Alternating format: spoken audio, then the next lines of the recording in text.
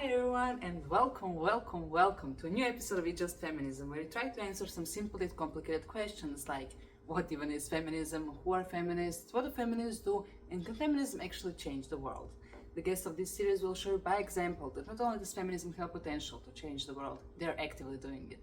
My name is Aurora, I'll be your host, and joining me today is Selma, a therapist who will help us break the silence that surrounds the mental health issues, especially of Balkan women. Before we get into it though, I just want to remind you that this is a safe space, so any type of violence or hate or something like that will not be tolerated. However, you're more than welcome to share your own opinions, experiences, thoughts, questions, whatever you might have.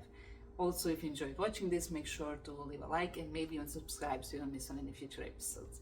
Thank you, Selma, once again for being here today with me to talk about the importance of mental health issues, and hopefully we can together break the silence and show the world some of the how-tos when it comes to healing your inner child, showing up for yourself and for the others, the importance of sisterhood, etc. Okay, ready for it? Let's go for it. To begin, can you please share with us some personal and geopolitical circumstances that inspired you to focus specifically on the mental health issues of Balkan women? I think I am the walking epitome of why I chose to do this. I want to start maybe with my personal story about where all this started. I am a child of war, a child refugee, also a child resettled refugee, and now a mom who is raising a boy and a girl, and a woman who deeply understands how colonialism affects our lives on a daily basis and how much of it actually affected us throughout centuries in the Balkans, primarily former Yugoslavia and the fall of Yugoslavia, and experiences we had thereafter. As I embarked on becoming a therapist, I wanted to become a psychiatrist. Obviously, this is what you do as a as a refugee immigrant child, the firstborn daughter.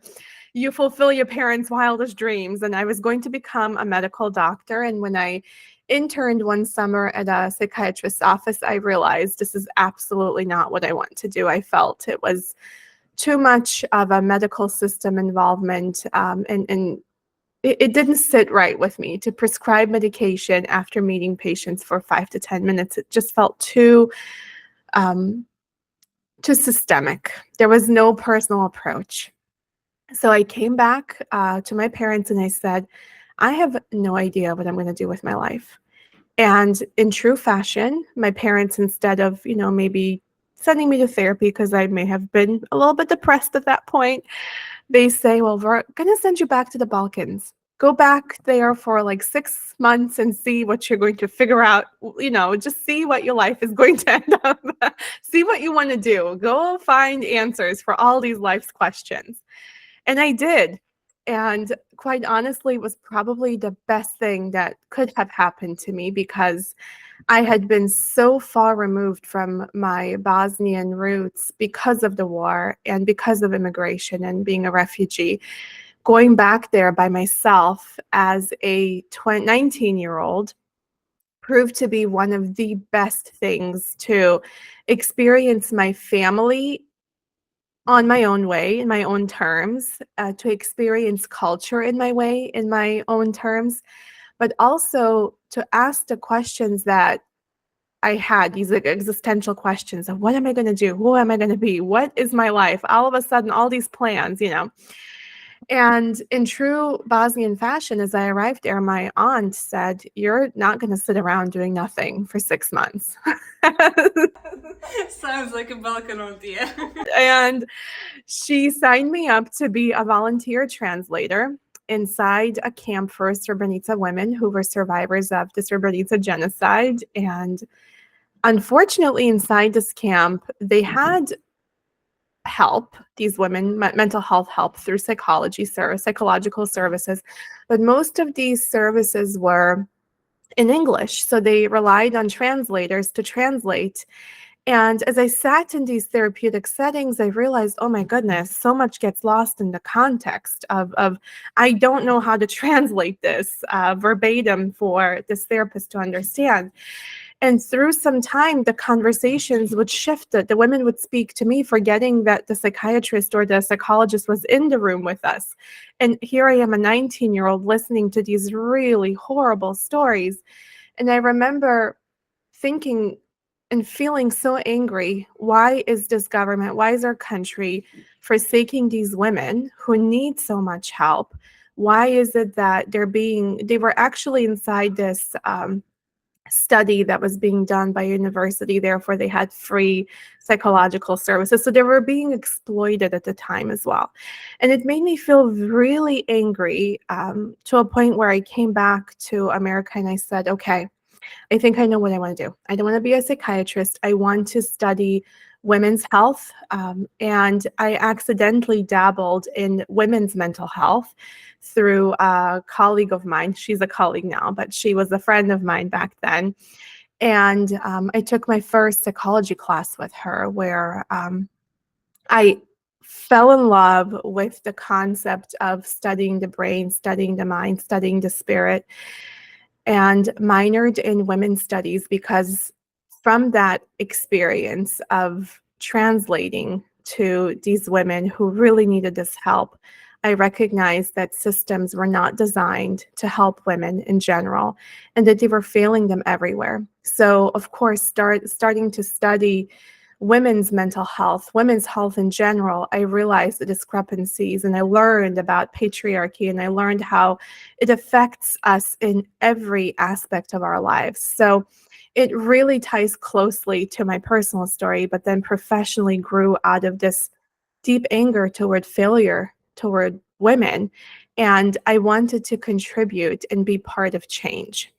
Yeah, that's beautiful. I mean, I applaud you for the bravery to confront those topics at the age of 19, because I'm currently 26 and the women of Srebrenica are literally the focus of my PhD studies, and they've been the focus of my master studies as well.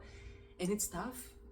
It's hard to keep, to take care of you as well as to show up for them and to do justice for them, because as you said, most times researchers actually exploit vulnerable groups such as those women who survived war atrocities. They just come, do their research and leave, and those women are just left there all alone once again until somebody else remembers them, they exist, and then comes again. And the translation issue as well, I dread the moment I will have to translate the interviews from Bosnian into English, because Slavic or Balkan languages are very rich in a sense of specific words that we use to describe emotions, embodiment of emotion in the body, and English doesn't have that, which is interesting because the English culture is more open about mental health, and yet they don't have the language for some things, so it's tricky. Would hear things like, I'm going to say it in Bosnian now, sinko moj, sine moj. And the researcher would be like, what did he just say? And I didn't have the right skills at the time to translate this. Again, that's a very small example, but there's so many nuanced things that these women would say. And in terms of taking care of myself, I honestly was not very good at that. When I, as a 19-year-old, my brain capacity, my brain awareness around what it meant to take care of myself, oh goodness, I didn't even begin to dabble in my own healing. It was all about how do I rescue others, which is the family role that I applied and I was applied to. And as a 19-year-old, I think I was more driven to have this vision of a romanticized or maybe even a naive vision that I can rescue everybody, I can help everybody, and I can change the world if I just make people see it for what it is. Not realizing that there would be a lot of time spent on my own sense of awareness. Number one, education came, naturally. Obviously, I was in school, But the education that I received only scratched the surface, because my true education actually began when I was challenged by a Bosnian woman. I opened up my private practice. And although Bosnian women led me into this field, I became petrified, because now I started healing my own wounds. I became petrified of failing Bosnian women. So I shifted my perspective and my attention to working with mother-daughter and mother-son relationships. In my first part of my career, I worked in the nonprofit sector, where I helped women reestablish safe connections with their children after their children had been removed by the state due to maybe violence in the home or drug abuse, the foster care system here in America. And 4 years into this, I opened up my private practice part-time, and a Bosnian lady calls and says, "You're the only one that speaks Bosnian. I need you to be my therapist. You're the only one who can understand." And when I say that I avoided this beautiful lady for the life of me, I was petrified. I did not want to fail her. I felt confident enough to help others, but I was not prepared to help Bosnian, Balkan women in general, whose life stories were so parallel to mine. I didn't feel equipped. For a good 6 months, this lady would call and I would say, "I'm sorry, I don't have any openings. I can refer you to other people." And one day she just shows up to my office, takes a seat in the waiting room and says, "I'm actually not going to leave. I'm going to wait for you until you have 5 minutes, and then we're going to have a conversation and see if you can help me." And what broke my heart about this is at that point when I saw her, and this became a personalized experience now. Now I made connection with who she is and what she looks like. She reminded me so much of my mother, of my mother's mother. She looked exactly like the women that I grew up around, the women that I interact with on a daily basis. And that Aurora petrified me even more, because it was such a close connection. And as we sat down, she started sharing her story, and I was prepared to tell her, "I cannot help you." But this 5-minute conversation turned into 4 hours of us sitting down, conversating, and I was left in tears. We both actually experienced tears, and she said to me, "Thank you so much for listening." I didn't s- I didn't do anything. I didn't utilize any of these skills that I had learned in college and these trainings that I took. And she said, "Thank you so much for listening. I've never been able to say these things out loud. I am saying them now, and it feels amazing to be able to say them to you in our language." And I looked at her and I said, "I am scared to work with you." And she laughed and said, "Well, you're the professional here. If you're scared, what, like, is there any hope for us?" Essentially is what she said. And this made me smile. And I said to her, "I am going to do whatever I can to get better trained, better equipped to help women like you and I know all of these things, but I think I need someone to tell me that I am okay enough to do this." So I started working with her gently, and through my work with her, I recognized that a lot of the Western-based concepts that I had been taught just did not fit this, like we were trying to get boxed into this space that didn't make sense.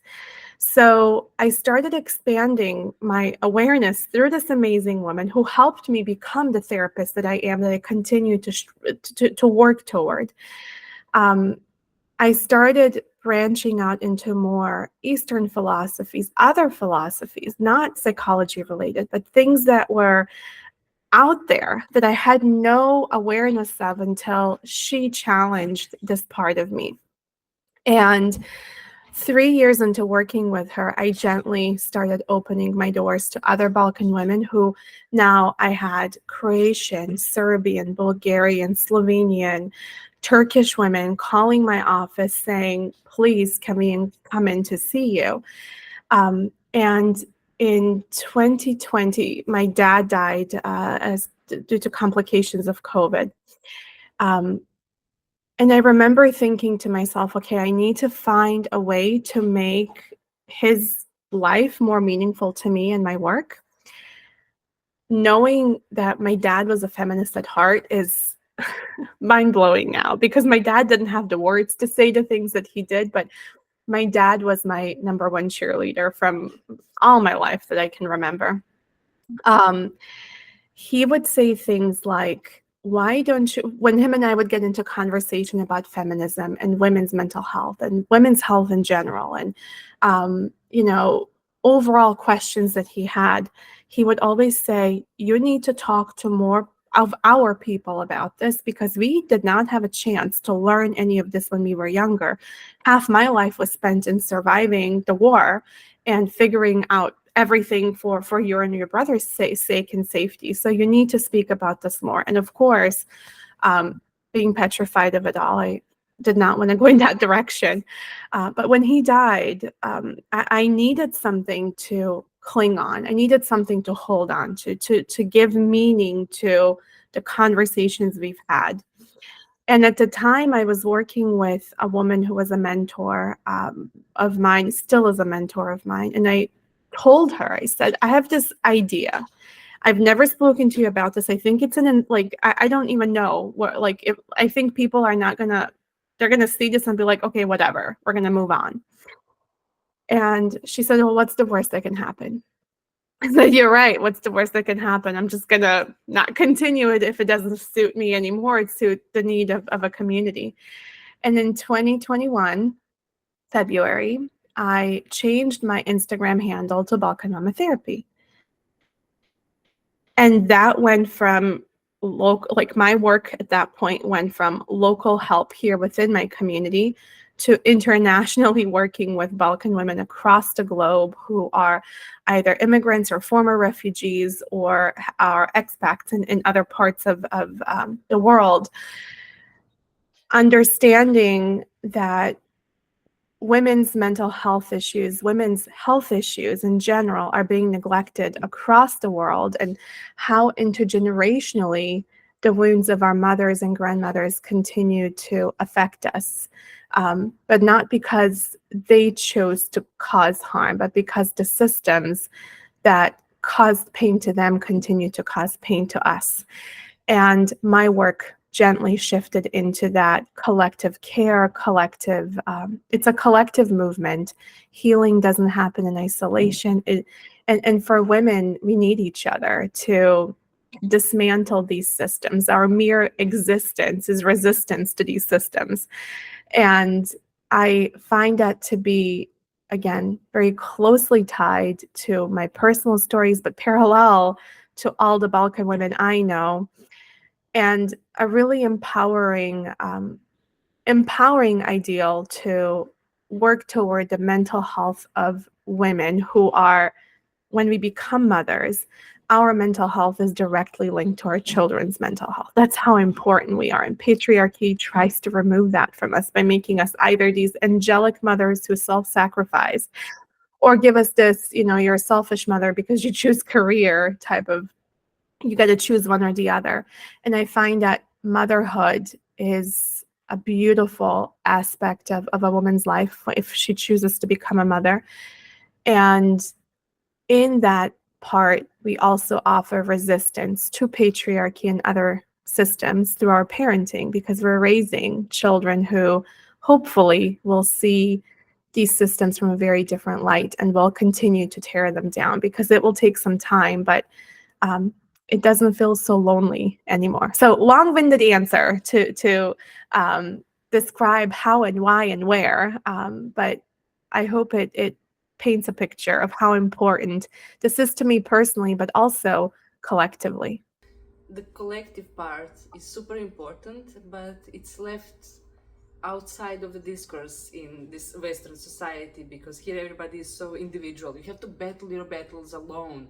You must never talk about your issues. In the Balkans, we only talk about our issues. There is nothing else we talk about. Like when you ask somebody, how are you? They will start, let me tell you now, and they will list all of the medical issues, the trauma history and everything. Like it's a way to end. But I think when it comes to trauma like war, it is a collective trauma. And we need collective ways of healing, because we need to know we are not alone. We are not feeling these feelings ourselves because something is wrong with us. We're feeling them because everybody is feeling them, because we're all experiencing the same type of pressure or trauma or experience that leads to those feelings. And then only if we understand that in each other, we can recognize it in ourselves and then move on.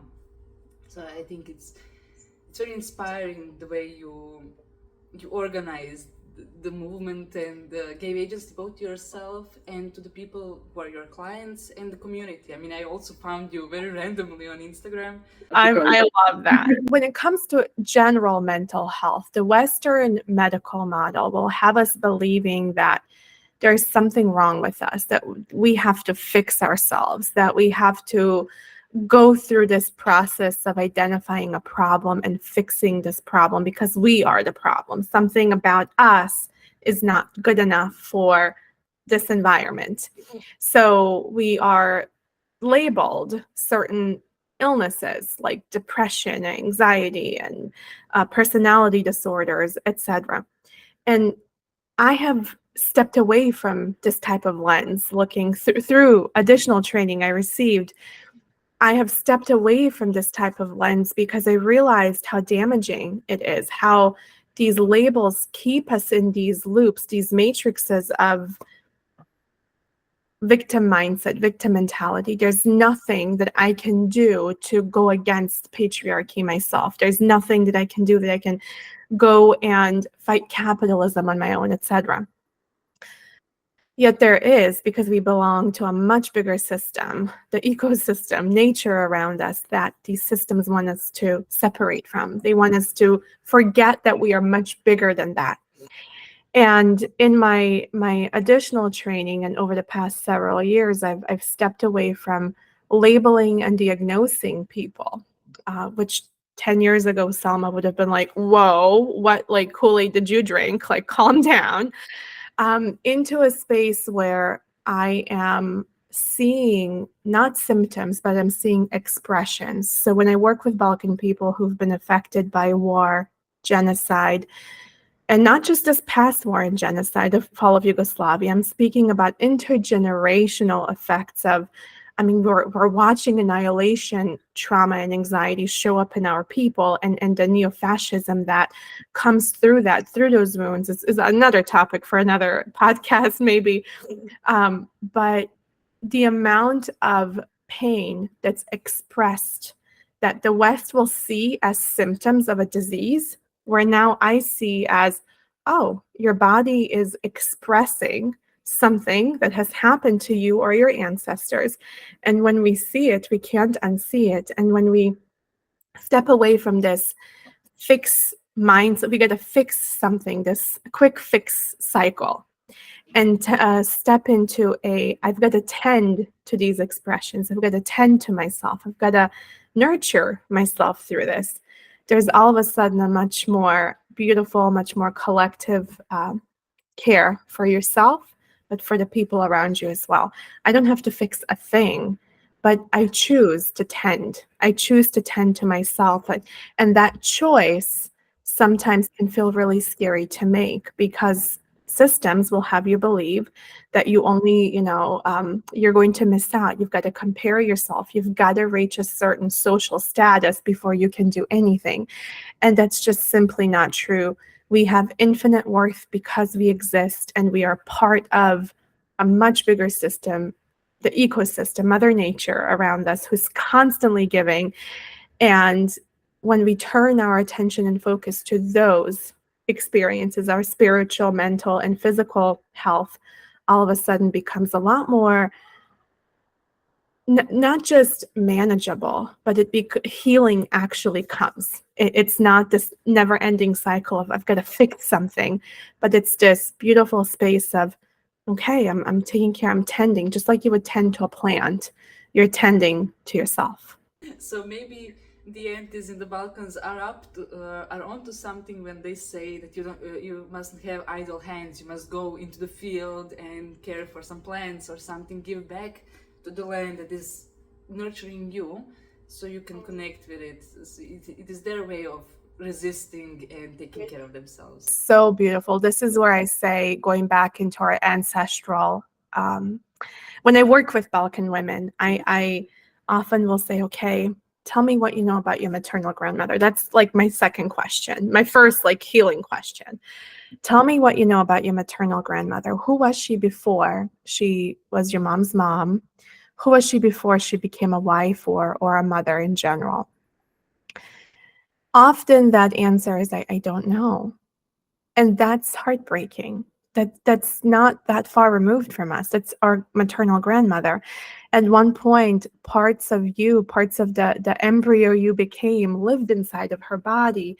You carry her DNA, and for us to not know is hard and sad. Or what we do know tend to be really difficult stories. We don't know about her personality. We don't know about what she liked, what she enjoyed. We see a lot of the stories that I hear tend to come from these very oppressed systemic views, and they never paint the picture of who this person is. And this is how we know that intergenerationally we've been affected by trauma, because all we can tell is survival experiences.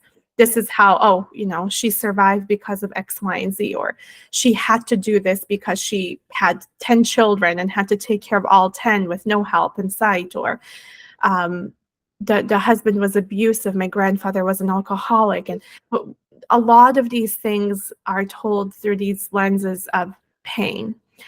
But our people actually have, and when I say our people, I'm collectively speaking about the Balkans and all the cultures and all the religions and all the ethnicities that show up in this space. We have a beautiful relation to nature in general, and nature has been the herbalists that live in our societies. We still have beautiful herbalists, but we tend to not truly believe what they have to offer because systems have taken away from their value and their worth. When I started studying more of our Balkan history, not through the lens of a man's story, but through the lens of a woman's story, I came across a story about aprons and how many of our grandmothers and their mothers would wear aprons on them all the time. And I wrote a piece about this in college, about the Balkan apron, how many wounds these aprons have healed, how many tears they've caught, how many happy tears they've wiped away, how much delicious food they helped prepare. So I gave life to this Balkan apron, which often we forget about. I mean, think about if you had experience with a grandmother or a great grandmother, the apron or a scarf were, there to help with that. And I find that interculturally disconnects us. The women have healed our societies and generations.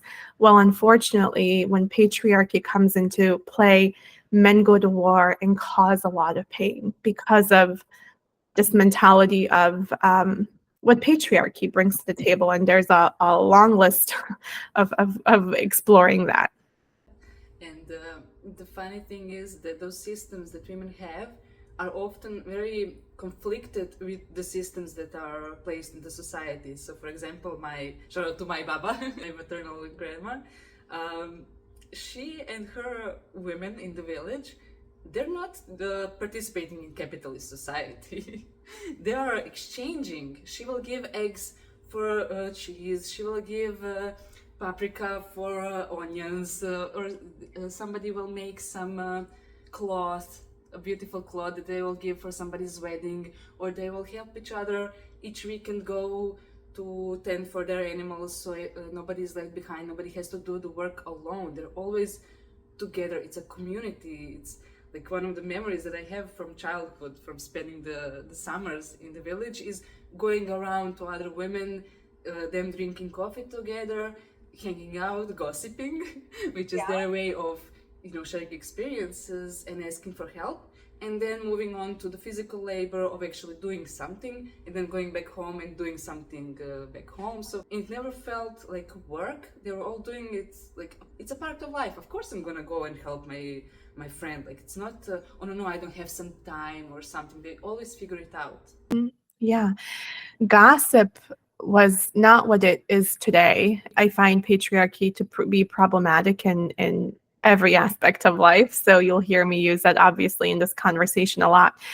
But gossiping was a beautiful way to keep each other updated on each other's lives, because when women didn't have the right to travel or do things quite often on their own, they would use this way of spreading information about each other to take care of the sisterhood. It wasn't this negative thing that we experience it is today, not until men got involved in it.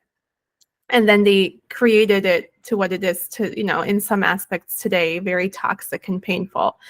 But gossip used to be the way that women kept news about each other. It was like a newspaper where one would go to the other and say, "Did you hear? And let me tell you," but not in a malicious, negative, harmful, hurtful way, but really just to keep up a sisterhood of community care.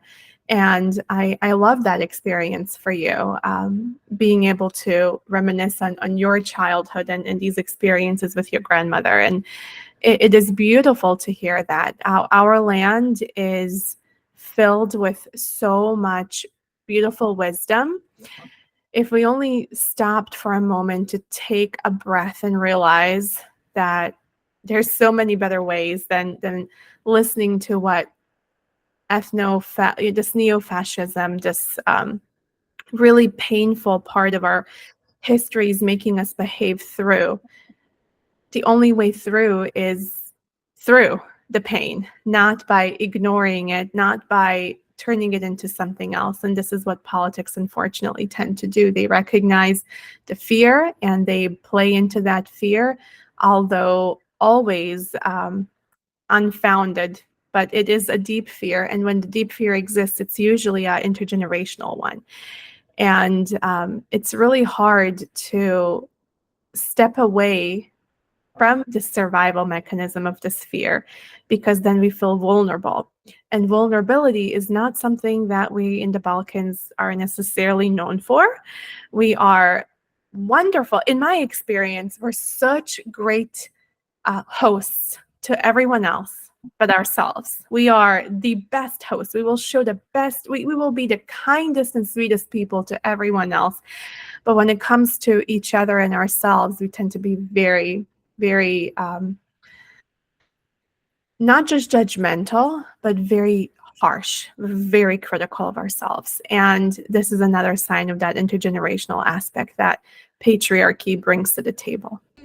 Propose we dismantle the borders of sisterhood, considering the race differences, class differences, ethnic differences, sexuality, and even culture. When it comes to Balkan versus the Western or Eastern culture, it's different.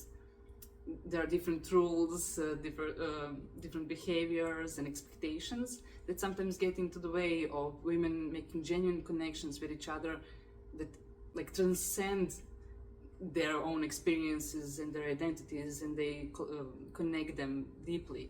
That is a question that I think would require a lot of insight and awareness, number one, into what patriarchy is, because unfortunately a lot of women still are, I'm calling them in right now if they're listening to this, I'm calling them in to understand how patriarchy affects them. And then there's this, idea that feminists hate men, and that couldn't be further from the truth. So that's how even patriarchy, comes into play and tells us what to think about ourselves there. A beautiful way, or you'll find that a lot of my work transcends into nature and how nature takes care of itself, how Mother Nature takes care of us. In order for us to break down these barriers and feel more collective in our sisterhood, whether it is a regional sisterhood, a more international sisterhood, how to be present for one another, I always say, looking at, for example, how trees, there's so many different trees, but they coexist with one another. They essentially speak to one another. There are certain trees that grow taller, that grow shorter. They all take care of one another. And in doing so, they're not necessarily, interconnecting with all different and creating new things out of their branches or out of their schools of trees, but they are remaining who they are, steadfast, while also creating room for everyone else to be. And they don't ask for anything in return. They just exist. They do what they're supposed to do. They offer what they want to, what they can offer, and then they allow the space to be. And I often think about, in this conversation, we'll talk about the sisterhood. I often think about how just showing up and being who you are and giving a safe and brave space for other women to come in, no matter what they present with, no matter what they come with, no matter what they have to say, to give them the space to be without judgment, without stereotyping them, without causing them to fear something.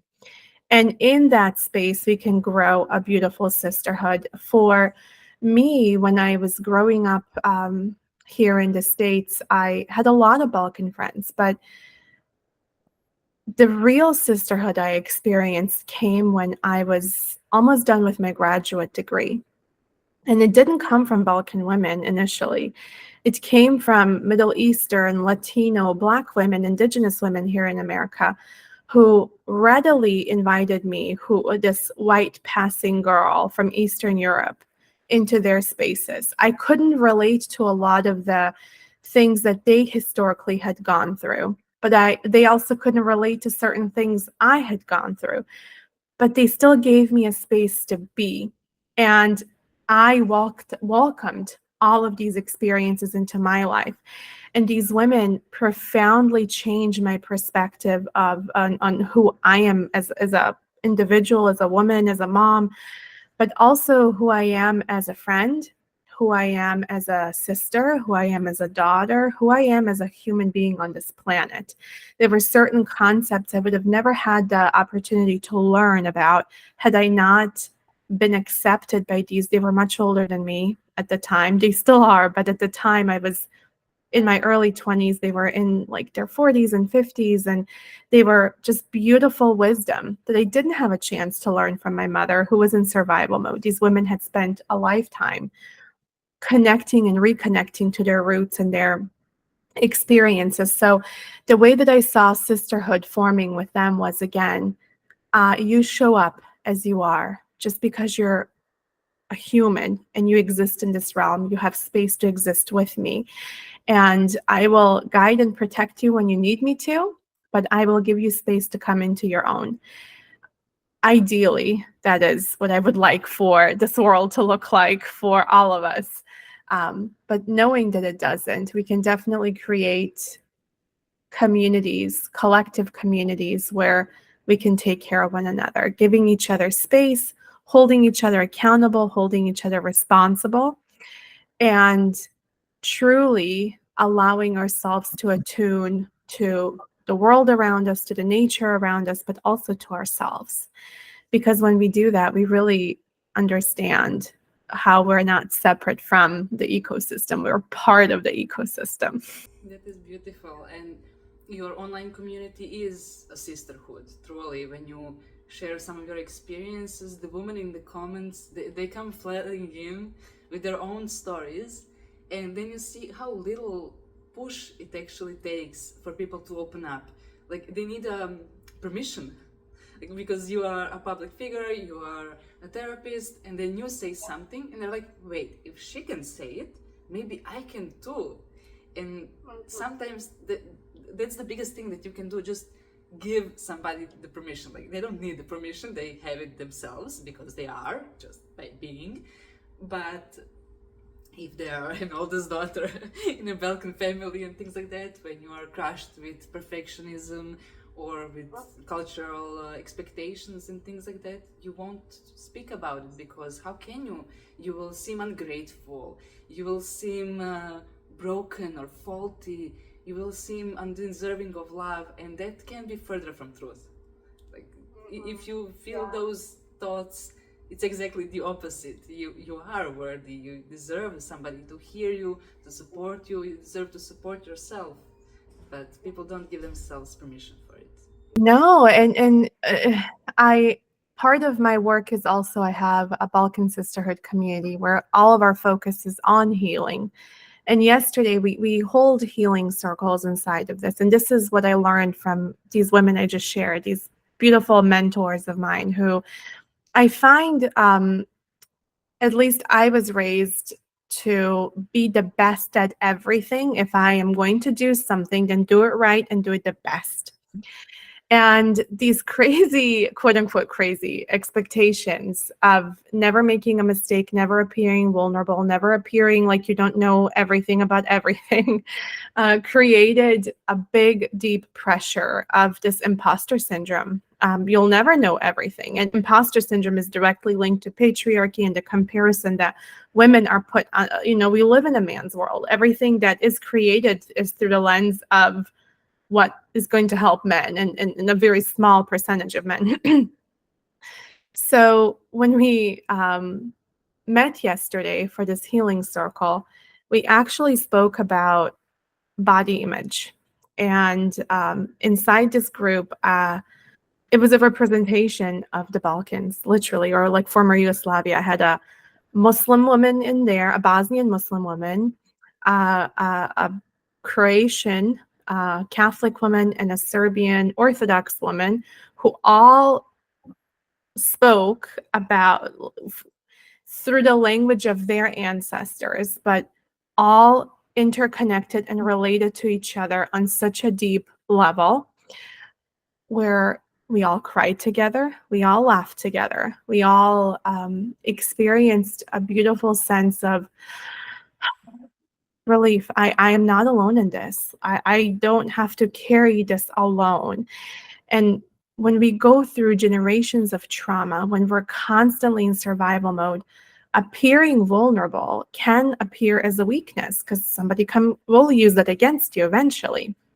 So when you're in a safe enough environment where you can share this, where you can see it, and someone else expresses it in a different way, and someone else gives a different point of view on it, that can be truly healing. Kind of what you mentioned with your grandmother's experience. You don't think about, you just go and do, you just go and help.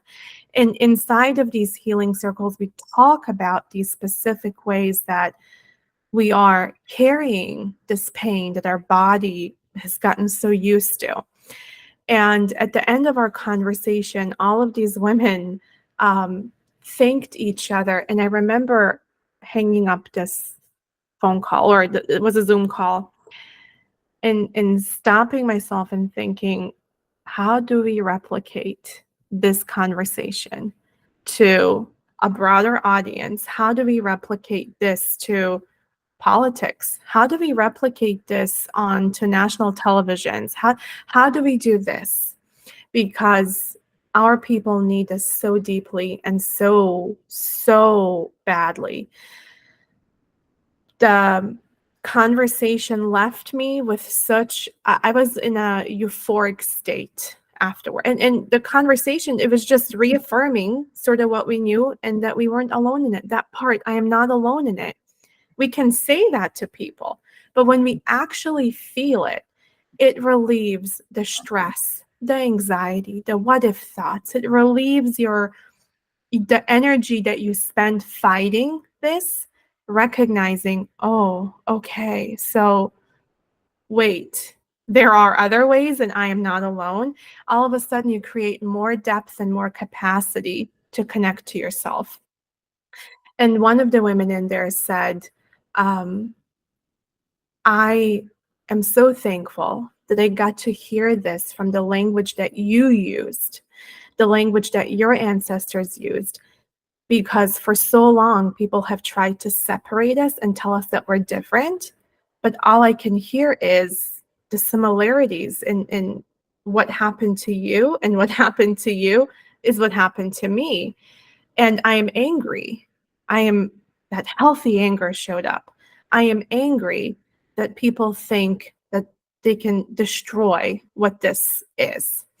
And I found that to be really profoundly beautiful, because it's exactly what sisterhood and community and collective care is: breaking down those barriers and breaking down those things that we have been told we should be, and creating this identity of who we are, really. Mentioned some of the aspects, but what, in your opinion, actually causes the stigmatization of mental health, especially in the Balkan community, and how do we break the silence? How do we help the people make that first step towards healing? Because sometimes that's the hardest part, because you don't believe you deserve it, you don't think it's for you, you're not sure how it will end up or what it will take from you. Some people need, not need their pain, but they cling to it because it's part of the identity. Yeah. When you think about the Balkans, like the Balkanization, I remember reading that word in one of my world history classes in college. And I was shattered. I felt so much shame in that class when I understood what Balkanization of nations meant. I felt shame, I felt anger, I felt belittled. And I dropped that class because of that word. I just could, I was like, no way, I am going to spend time in a class that tells me that my people, the people I come from, are these, barbarians who never get along, who just want to fight, and we're just like out for blood, right? What causes us to fear vulnerability is an intergenerational wound. This wound that gets created by historical events and systems that prevent us from stopping and taking a breath. So this vulnerability can appear as a weakness. And when you're in constant survival mode, you don't want to appear weak. You need to appear strong. This is natural selection. This is what your brain and body are designed to do, is to help you survive. You dissociate, you become separate from your environment. You only trust yourself and you only seek help from yourself. Asking others is a big no-no. Again, vulnerability. And when this has been done intergenerationally, when you remove the context of trauma, Dr. Resma Menken, if anybody wants to read a really good book, My Grandmother's Hands, Dr. Resma Menken, he speaks about inside how when you remove the context of trauma from a people, you start looking at them like, wait, that's your culture? This is what you guys do? That's a little bit weird. Like, why would you do that? So this Balkanization of people, to me, is the removal of all the trauma that has happened to us as a people in general. And when you remove that context, you look at us as these people who just like to go to war and fight and never get along and blah, blah, blah, blah. But when you actually add the context of trauma, all of a sudden, a lot of things start making a lot of sense. And when intergenerationally we have performed really well by living in a form of survival mode, then the next generation is going to pick up on that and say, oh, that's like strength. We should continue this way. So when we remove the idea of trauma, we start looking at culture and say, in our culture, we don't talk about emotions. In our culture, we don't do vulnerability. In our culture, we're very stoic. We have the Balkan resting face, and we just go through what we need to do. We don't, we are very opinionated, and sure, we're brave, we'll go to war because we're going to defend our mother Bosnia, we're always mother something when we're about to go to war. It's the mothers of our countries. But when we add the context of trauma into that, we realize, okay, we're living on this constant pressure of never being able to take a break, never being able to take a breath, and never being able to truly connect to ourselves because we're so dissociated from ourselves and our environment. And I think all we have to do is look at the status of our collective Balkan society, where, for example, when I go to Bosnia, all I see on the news is either really horrible like news on TV, or we're singing and dancing. There's like, you know, like, here's the reality of our hard truth, but never mind, let's sing and dance about it. And I get it, this was a very generalized statement right now, but essentially this is what it feels like inside of our bodies. We get really, really tense, and then we try to relieve this pressure with unhealthy coping mechanisms. And that seeps into how we parent, how we live, how we treat women, how we treat children, how we treat each other, how we treat our environment, how we treat our relationships in general. So how we step away from that is through, in the past, I would have said education, but education through whom and what?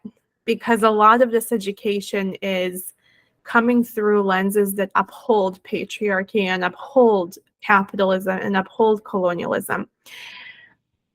In my very humble opinion on this, and what I've learned through the women that I work with, it is through returning to our ancestry, not in the sense of let me fall in love with nationalism. That's not what I'm talking about. More so, let me fall in love with this land. Let me cultivate this plant. Let me figure out how to simplify my living. Let me return to my body. Let me learn about how my body processes things, how I learn, like, what are emotions? What are feelings? How does my body process those? But in order for us to get there, we need stability. We need safety. And those of us who were very fortunate and privileged enough to experience that naturally come to this space of being curious about this.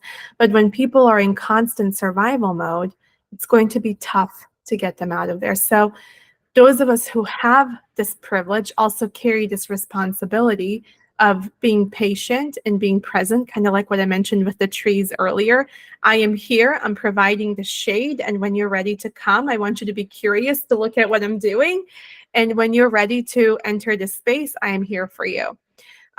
It's a slow process, but it's such a beautiful process. And I find that our Balkan people are so intellectual. We are really well read, we're well educated, especially the women, we're well educated. It doesn't take a lot. Once we open up our awareness to this, it doesn't take a lot for women to say, okay, so there's a different way, and this doesn't have to be this way. But we do need brave and safe spaces to do that together.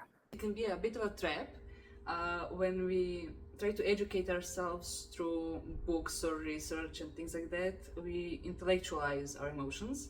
We are still removed from them. We try to interact with them, but from a safe distance. Like, I will indulge into healing my inner child and things like that, but only from a rational standpoint. I'm not gonna actually go outside barefoot and play with the trees, because that sounds absurd, right? A funny story about how I got introduced to trees was during an attachment course. I was getting an attachment training in attachment theory, and being, this intellectual person, intellectualized experiences person, I raised my hand when someone asked, when the trainer asked for volunteers. And I was in the front row, of course. Where would I be outside of make sure the teacher sees that I am here? And they called us up to the stage. There were about 200 people there, maybe a little bit more than that. And they asked us to think about kind eyes. This is a practice in attachment theory where we think about kind eyes and how this makes us feel, to offer compassion to ourselves, etc. And I remember thinking to myself, oh my gosh, like, either I've never experienced this or I just can't remember in this. So I'm like in my brain coming up with a lie that I'm going to tell when she calls on me to, how was this experience for you? I'm going to tell her, like, the intellect comes in and says, this is how I'm going to protect you. It would have been a total lie. Well, I was hoping that everyone else would go first so I could pick up on what they were saying and say, yeah, kind of like what they were saying. And when that didn't happen, she called on me first. I stumbled upon my words. I did not know what to say.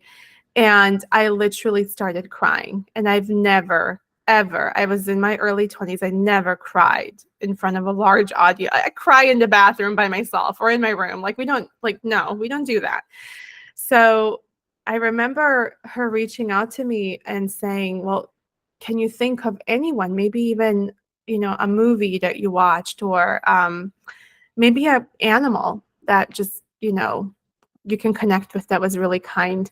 And I said to her, I really can't, like, my brain is just not going in that direction.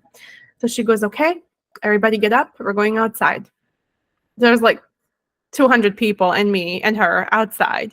And it was, in the back of us was this kind of like Florida woods. It's not really Florida woods. It's like a pond with trees and alligators. And she goes, go up to that tree. I was like, okay. So I go up to this tree. It was like a palm tree. And she said, give it a hug. I am not going to hug a tree in front of 200 people staring at me while I just made a fool of myself crying. But I paid a lot of money for this training, so I guess I'm just going to have to go for it and see what happens. She says to me, hug a tree. And I just kind of do this to the tree. And she said, how does that feel? I said, I don't know. I feel really stupid. I'm hugging a tree in front of all these people. And she stood there with me for about 45 minutes processing. And for the first time ever did I experience not intellectualizing something, but actually allowed my body to go through this. She assigned me homework. This was a 1.5 year long training. So she assigned me homework to go hug a tree once a week at least, before we saw each other again next month. And of course, I was like, oh yeah, I'll do it, no problem. And in my brain, I'm like, I'm not going to do this. This is like ridiculous. But actually, again, the Bosnian in me was like, you paid so much money for this training, go do this, because this is like why you're here. So I ended up finding a park that no one knew about. And someone could have literally murdered me and not know, like no one would have known that I was there. This is how far removed from like society I was going to do this exercise. And this exercise became a breaking point in my ability to understand what I mean when I talk about ecotones, when I talk about being part of nature, being part of living systems that are much bigger than any of these oppressive systems. So these beautiful trees around us, literally, when I talk about let's hug a tree, I really mean let's hug a tree, because it offers so much every single day, from the oxygen that you breathe in to the clean air that's around you, to this beautiful nature that this bird can come onto and sing you a song, and these roots that are keeping this floor together so you can be grounded on it. A tree offers so much every single day, because it believes that it's a living thing, and it believes that you deserve this without asking a thing in return, because you exist, because you're part of its system.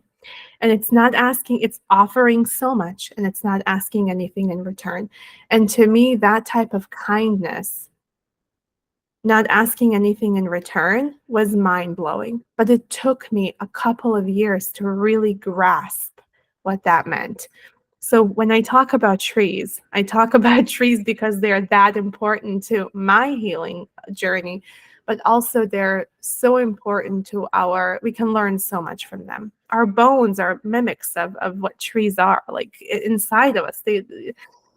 Nature is all around. So I wanted to share the story around trees, because I would hope with all of those beautiful Balkan woods that we could go in and just do some tree hugging and thank them for doing the things that they do for us on a daily basis. No, but it is the trees and the forests are very important in the Balkans. It provides you food, it provides you shelter. During the war, it provided safety. Um, every every fall, my family would go collect chestnuts and mushrooms and things like that. We would go foraging, and it was just like a dialogue with the nature. And I miss that now when I'm here.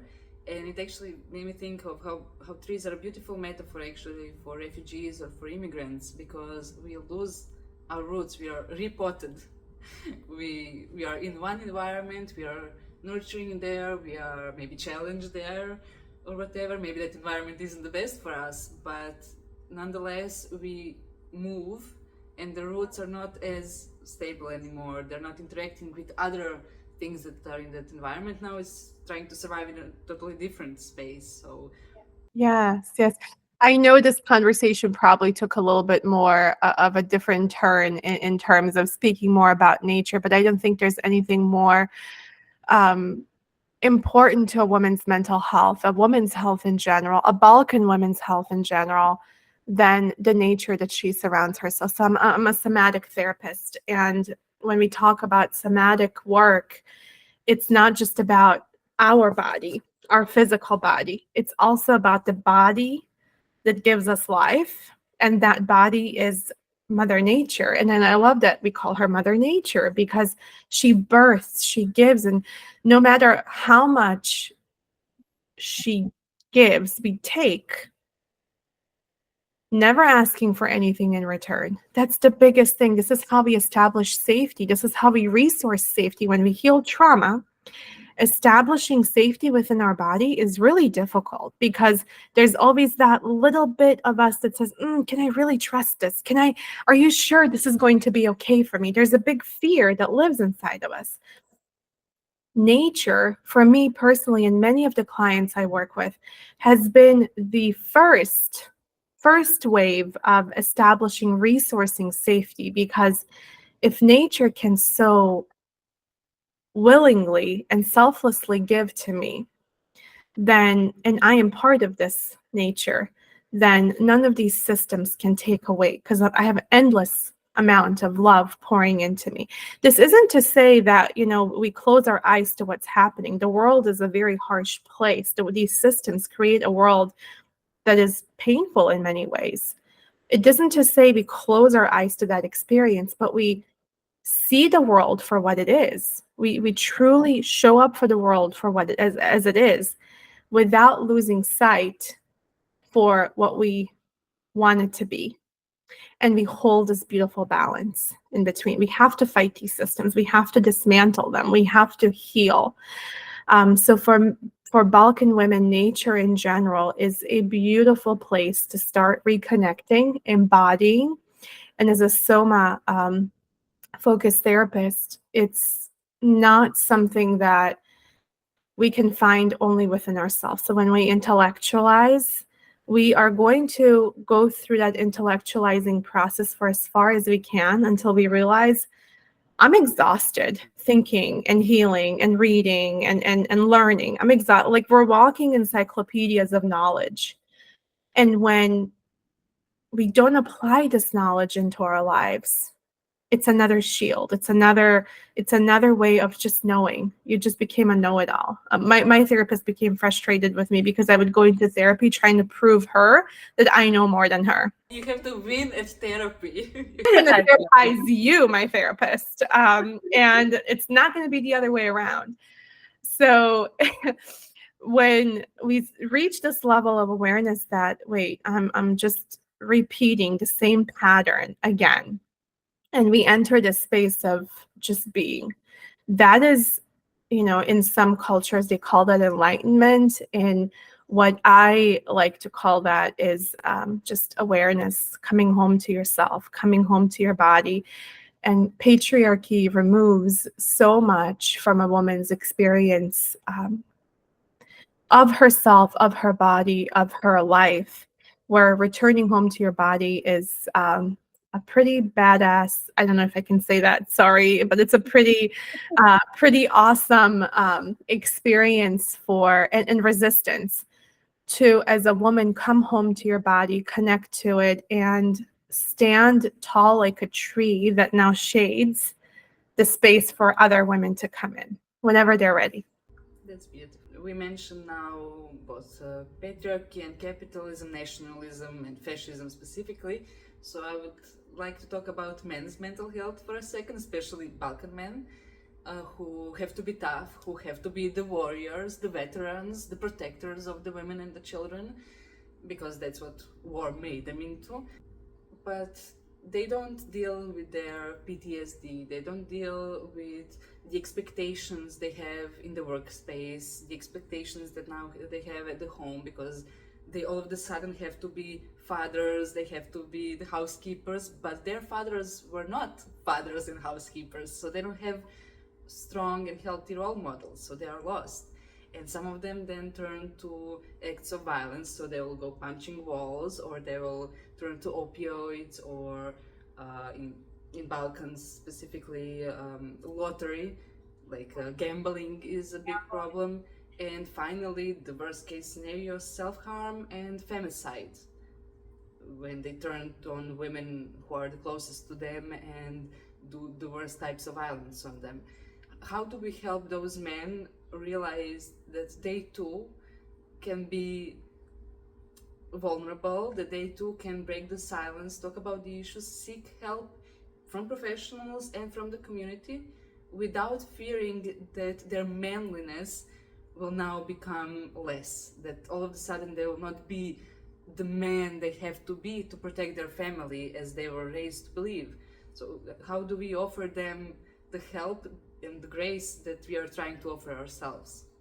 In the same manner, I see collective care not just for women, but collective care is for everyone.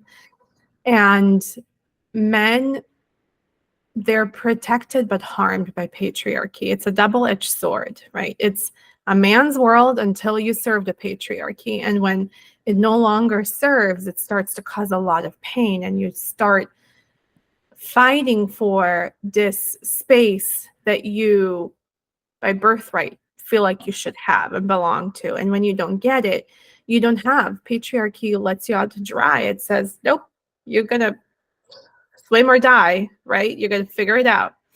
And when men enter the space of, wait, I need help, they have no one to turn to. If they have people to turn to, they're given quick fixes, right? They're given either medication, or they're being sent to programs, or they're being sent to therapists who reinforce a lot of these dynamics of power. In the way that I provide therapy, I stepped away from, I'm no expert, I don't know anything. I'm here with you. And in many of the settings that men will go and seek help from tend to be very structured environments where expert client, there's a big dynamic, and we repeat cycles of, well, this is what this person said I should do, so let me keep trying. In spaces of collective care, there is always room for men to join, for men to be part of this. It is not an all-exclusive female thing. When women heal, and we have been the healers generationally. When women heal, we leave waves, tidal waves of healing. As we do our work, it affects others around us. Questions start emerging, and when they do emerge, as healers of our societies and communities, we also have a responsibility to provide this education, to provide this collective care. Men will have a little bit of a harsher awakening to this, because they'll have to understand that this, and have to comes harsh at them. They will see patriarchy for what it is. Most men don't even acknowledge it exists in the way that it does. That's number one. Once they do see it, there's a big shame that they are not manly enough, and that there's something wrong with them. And with this, I call them in and say, actually, earlier what I was talking about, this is not what's wrong with you. this is, oh, this is how these systems are expressing themselves through me. And I don't like this. I don't feel that this is how I want to show up in my society. Seeking resources that are not readily available are going to deter men really quickly away from this, and they're going to pull into themselves and find unhealthy coping mechanisms. So I call upon our communities to create spaces for men where they can exist, where they can ask questions. Balkan Mama Therapy has a lot of men following, men who message me and say, is there a Balkan Daddy therapy somewhere? Can you send me that one? Balkan Daddy. And I will often joke with my husband because him and I will go into these conversations, and he will say, men, Selma, I find need this more than women. And I will say, yes, you guys do. And he goes, well, why aren't you talking to men about this? I said, how are you and I talking about it? You guys, men will also relate to these conversations. But patriarchy will make men feel ashamed if they do ask for help. So we need, as a collective, as a community care, we need spaces that are these big shady trees. Here I go with my trees again. They provide a lot of shade for men to come into. And men are welcome to come to any space that invites them. Now, men are going to have to prove that they're actually doing this work a little bit harder to themselves and to others, because the distrust that patriarchy has created in women toward men, we have to be very careful about the sacredness of spaces for women and how they can exist. Collective care is community care, but it's also individual care. So when men recognize that they need help, they can reach out. They can reach out to me. There are beautiful resources, not just in the Balkans, but across the globe now, that are readily available on our phones, on our computers, through the internet. I wish more men, even me saying this might be a little bit contraindicative, but maybe even becoming more intellectualized would be a good process to start with, rather than just responding to what their expressions are saying, but picking up a book on this topic, picking up several books on this topic, picking up different ways that women in general have carried this emotional labor for men, for men to recognize this and to start doing their own work. And then we can create these beautiful spaces with them. But no easy answer for that. We, as a society, are failing men. As collectives, there's not enough spaces for men to exist. And it's a lot easier to go gambling and go drinking than it is to say, I'm going to go to yoga, see a therapist session, or go and pray, have a spiritual practice. You don't even have to go to a therapist. You can go to your imam or your priest and speak to them, but speak to someone, so that it becomes a spiritual wound that you are starting to heal, which will then open up other parts of you to heal other parts of you. We're never just one. We're never just physical, never just emotional, mental, we're never just spiritual. We're all three of these things combined. And there are beautiful processes to go through that. I wish I had a better answer for you, but I have another tough one. When it comes to the generational trauma, how do we show up for ourselves, for our inner children who are seeking love, who are seeking support, who are seeking to be seen and heard? And then how do you show up for actual children with that knowledge and experience, so that you don't create a new cycle of generational trauma that some new therapist in 50 years will have to sit down and try to solve? mental health is not about solving anything. It is about showing up. It is about tuning into ourselves. Just because I am on a healing journey doesn't mean my kids won't have to be. I am well aware that I live in a world where patriarchy is going to harm my daughter. It's going to harm my son. I am well aware that capitalism is going to do the same thing. And the difference between my experience and their experience is going to be that they have a parent who stands by them no matter what, shows up for them no matter what, and offers emotional intelligence, emotional presence, and physical presence. I've been very privileged to be able to offer that.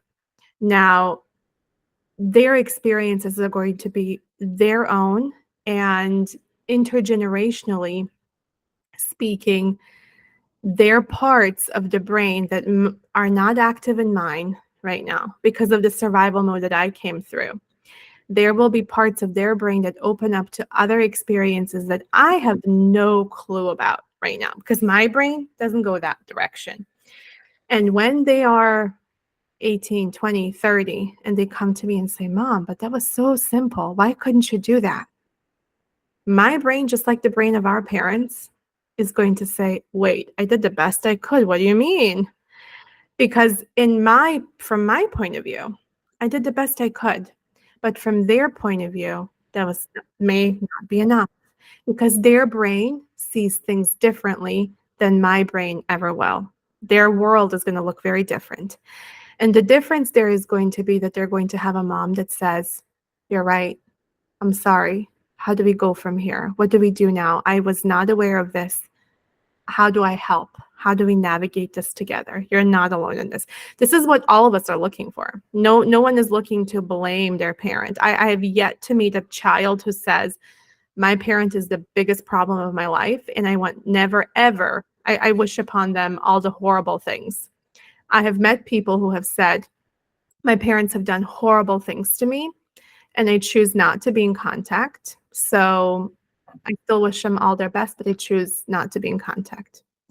No child makes a decision to step away from their parents just because. There's a lot of things that happen there. But intergenerationally speaking, taking care of our inner children, our inner child wounds, our attachment wounds is what those really are, comes in for us or comes through for us by allowing a safe enough environment where we can see ourselves, where we can see those wounds, where we can show compassion toward ourselves. And through that same, we offer a beautiful compassion toward our children. There's nothing in my personal story and many stories of other women, I'm sure, that is as profoundly life-changing than motherhood. And I don't mean this from an idealistic point of view. There are times when I ask myself, me, a mother, like, why did I choose this? Like, motherhood sucks at times because it's not supported by environment. This doesn't mean that I don't love my children. I love them to pieces, both of them. But sometimes I don't like the experience of motherhood because of how depleted it feels. It feels lonely. It feels constantly being taken advantage of by not my children, but by the systems that are around me. And if I complain about that, all of a sudden I'm a bad mom, right? And I don't love my children, but that's not true. They're two separate things.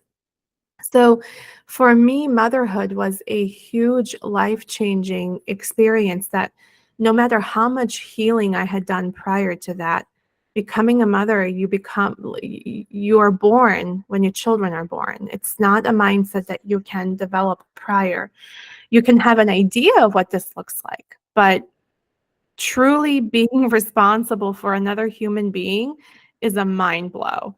And no one truly can prepare you for that fully, because until you experience the middle of the night wakes, the cries, the constant mommy, mommy, mommy, mommy, the constant worry of providing, you don't realize how messed up these systems have made life and how patriarchy is the first thing that hurts a parent-child, mother-child relationship.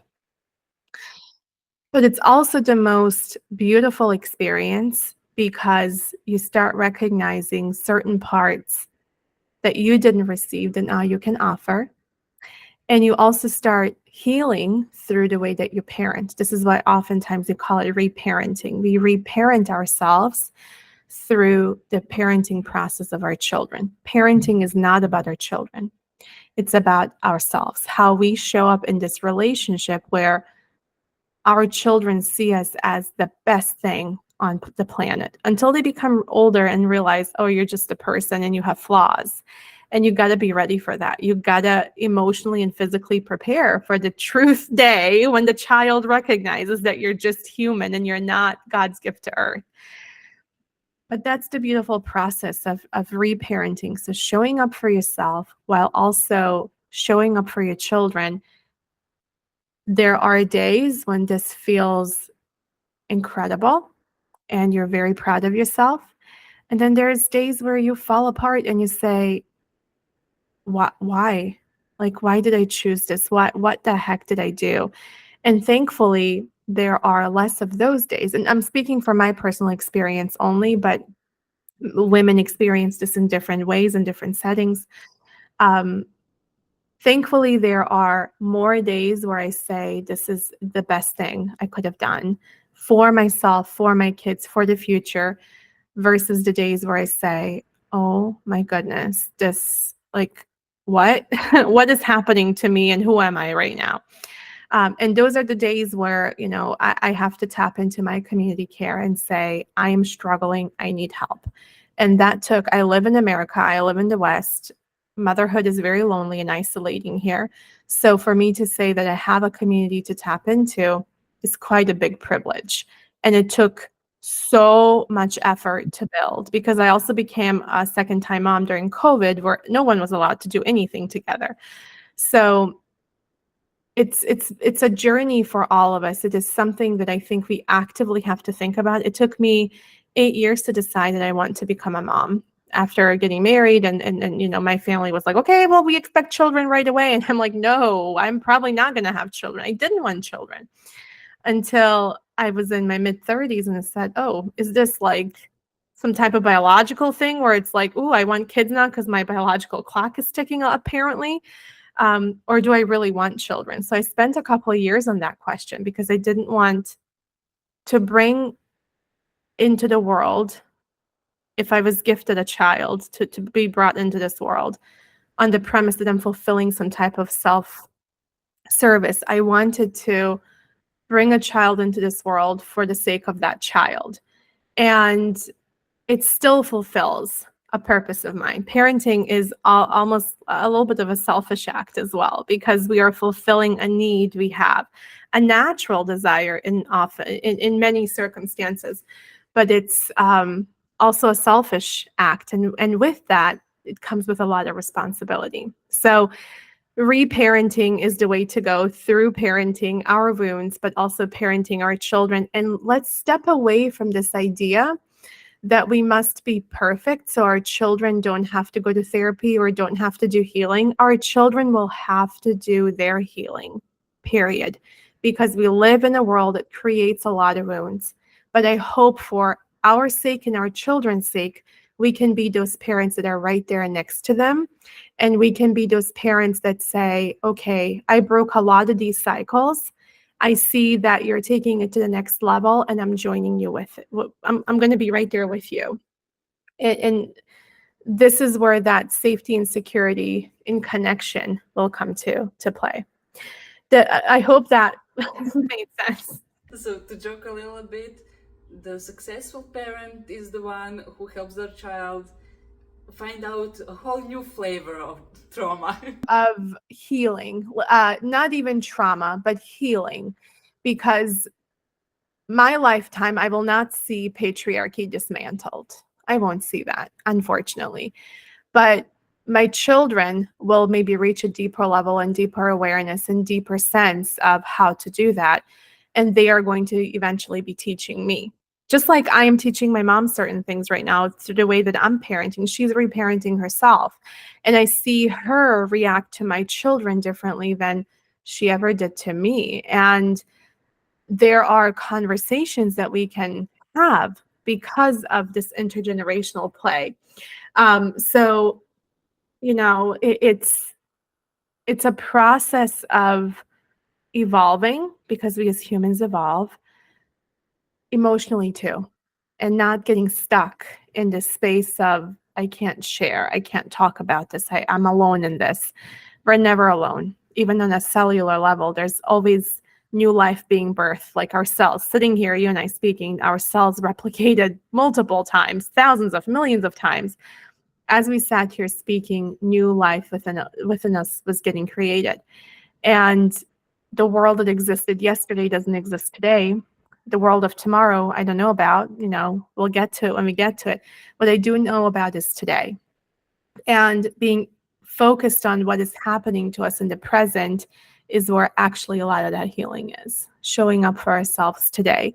What my kids go through, my kids will go through with me, present for them, hopefully, if, that's the vision that they choose to have for themselves.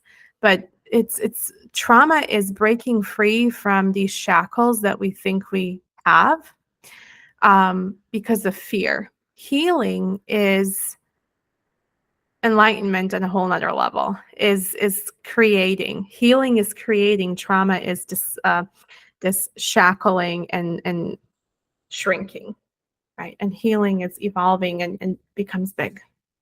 I appreciate that you shared your thoughts and fears about motherhood, because more often than not, currently in the discourses, especially feminist discourses, it's like you have to choose one or the other, and it's like everybody is born with exactly the plan that they have, which is not true.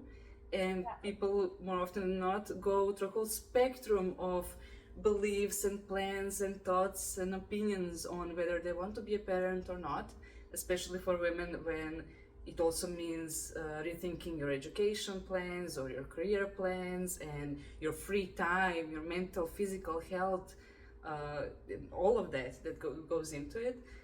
So it's not all black and white, and we need those nuances. We need to give ourselves grace in finding out the actual right answer for ourselves, and we won't know it until we actually act upon it, if it was the right choice or not.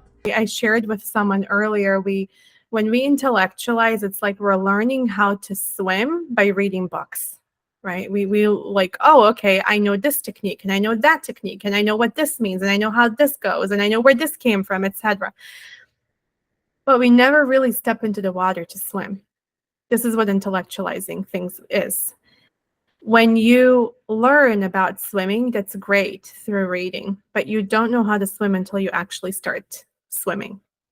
And and then when you start swimming, you're going to develop your own style, you're going to develop your own speed, you're going to develop your own liking to it. It's not going to be like what the books say. The books idealize. The books are this perfect black and white thing. And healing, motherhood, is nothing is black and white about it. It is all over the place on a spectrum that weaves you and pushes like the waves and the wind. You're one day you're feeling this euphoria of motherhood, while the next day might be really hard and really difficult, not because of you, but because you're expressing what is happening to you on this journey.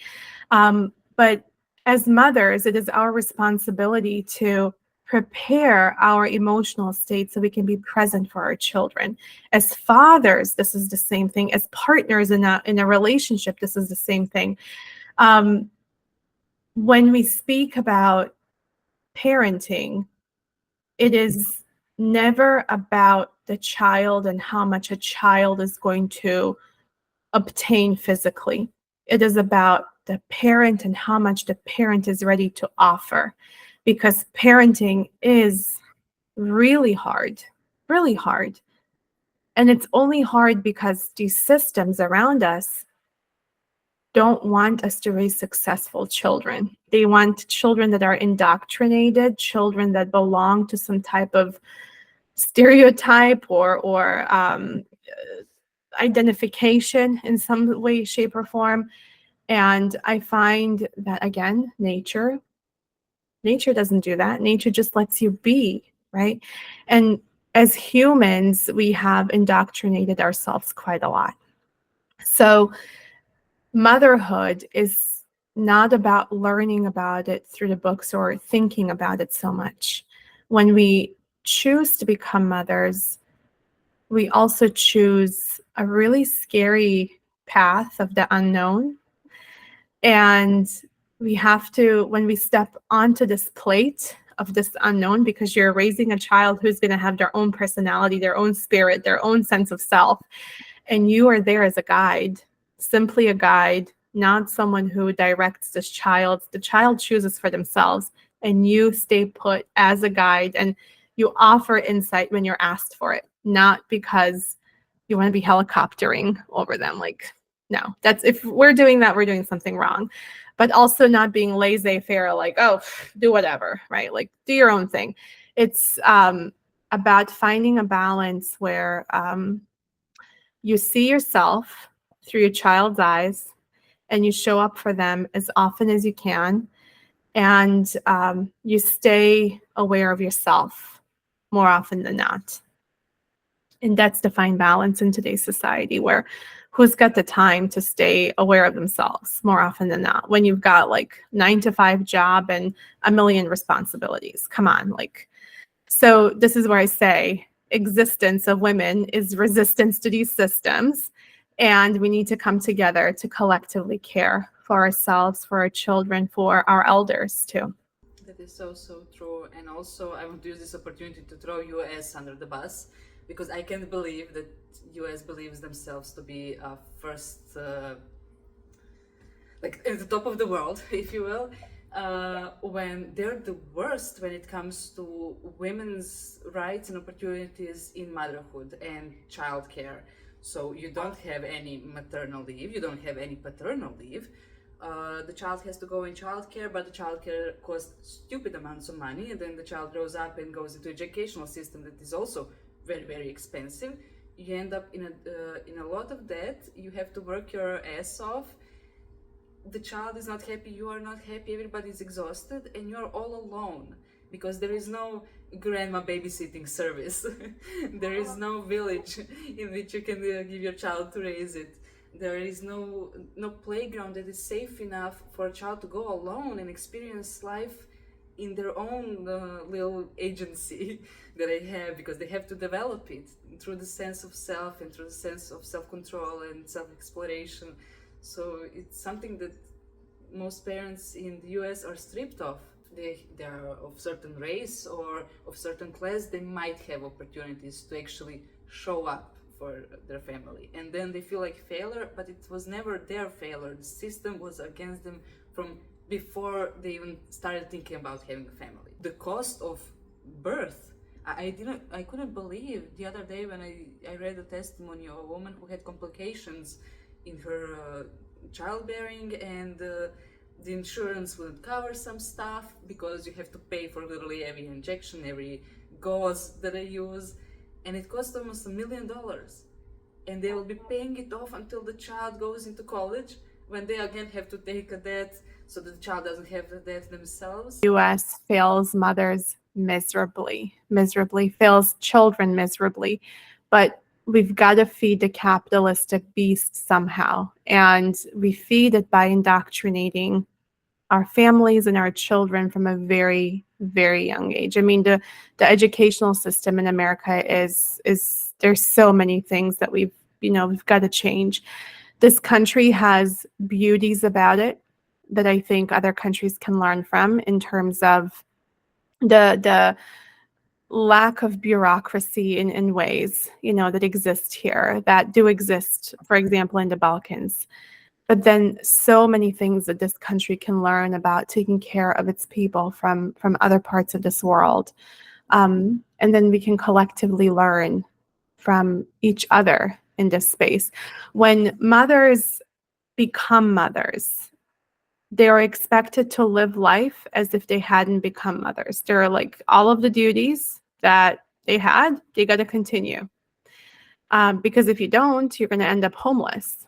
It's almost like you just added an extra life to your experience without any recognition of that.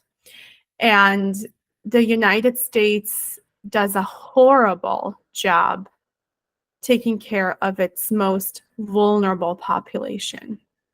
And depending on your race, depending on your religion, the lower on the totem pole that you are, the less likely you will survive until adulthood. The ACEs, adverse childhood experience scores, there, if the viewers want to look that up on Google, there's a lot of research articles done on this. ACE scores, the higher you score in them, the more likely than not you will experience some type of adverse experience in your life, from a chronic illness to imprisonment to a parent death to an early death yourself. And in America, the higher you score on this, the more likely you are to be of a minority and a woman. It is heartbreaking, but we need more conversations. We need more communities coming together and really stepping away from the fear that these systems place upon us, because these systems exist because we uphold them. Mother Nature exists because we need her. There's a huge difference there, and we're part of this bigger system. I find a lot of solitude there and a lot of peace knowing that. We have garden beds in our backyard, so when my kids and I go to harvest certain things and plant new things, we talk about Mother Nature and how Mother Nature upholds us. And my kids have a very different perspective on life than I did. At their age, a war was brewing, where I was from in Bosnia. By the time they're 10 years old, hopefully they'll not have to go through a war experience. Their life looks different. And I'm looking forward to seeing what their generation is going to come up with for, I'm looking at the Gen Zs right now. I'm like, I love that I love that generation. I love these kids so much.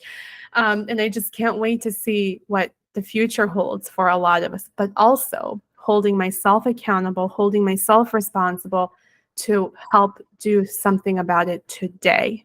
Because I can't think about the world, oh, one day it's going to get better. It's not, unless we do something about it today. So we can see the world for what it is today, while also not losing focus on where we want it to go. I appreciate that sentiment. I mean, it encapsulates the purpose of this platform as well, because we have to somehow lead by example. We have to show the stories of people just like you who are doing their small little thing. When it comes to the grand scale, of course, that is like pushing like one step forward. And if we all take one step forward, we'll move miles, we'll move mountains, and that is the strength of us. Yes. And sometimes we need inspiration, sometimes we don't know where to look. So what type of content, books, music, shows you indulge in that provide you with a sense of comfort, that provide you with information, with courage, with energy to show up for yourself, for your children, for your partner, for your clients in the end of the day?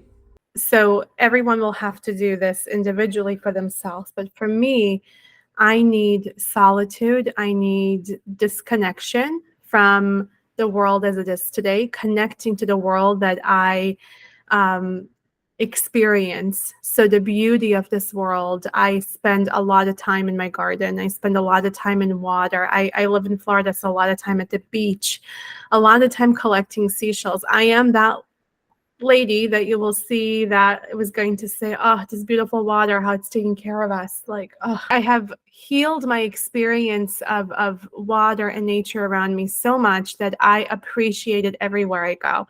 I need that in order to show up first for myself, then for others, because my collective individual care is collective care. I love to read books that are more focused toward collectivism.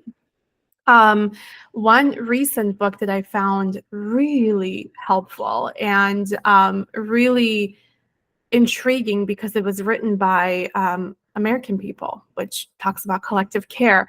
I don't know if you see this, the Care Manifesto, and it talks about the politics of interdependence. How do we make our systems care for one another? And I would encourage reading like this.